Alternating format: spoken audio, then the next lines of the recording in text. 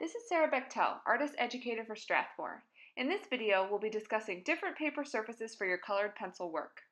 When I'm working in colored pencil, I like to build up multiple layers of color. Rather than working in one dense layer of a single colored pencil, I find that I can get more sophisticated and interesting color if I layer multiple colored pencils on top of one another. For this approach, a semi-tooth paper works well. Semi-tooth means that a paper has a medium amount of texture, not too rough and not too smooth. So I'll be showing you 3 different papers that all have a medium surface and work extremely well for colored pencil. First, we have Strathmore's 400 series colored pencil paper. This paper is 100 pound and white. It's relatively smooth to the touch with a subtle tooth. Here, I've applied my first layer of colored pencil. You can see that the colored pencil looks speckled and uneven. This is because the paper is not completely flat, it has tiny peaks and valleys that create the texture.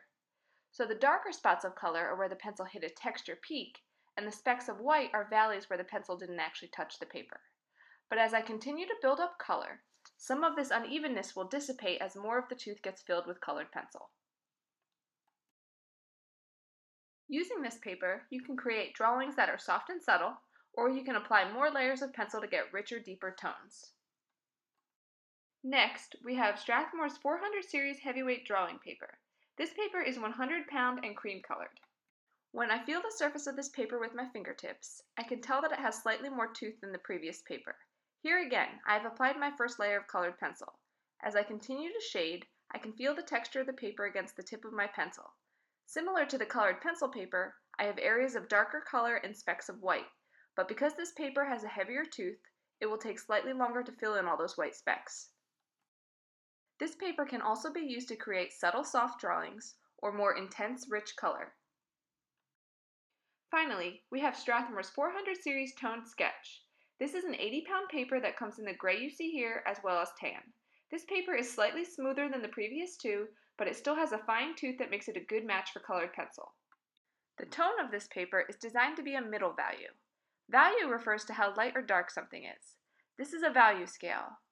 Black is labeled as 1, white is labeled as 10, and as we move from dark to light, numbers 2 through 9 represent the increasingly light shades of gray. When we work on white paper, we're starting with a surface that has a value of 10. We have to use our colored pencil to build up every other value. But when we start on this toned paper, our surface is already at a middle value on the scale. So I can use my colored pencil to build down my darks and to build up my lights.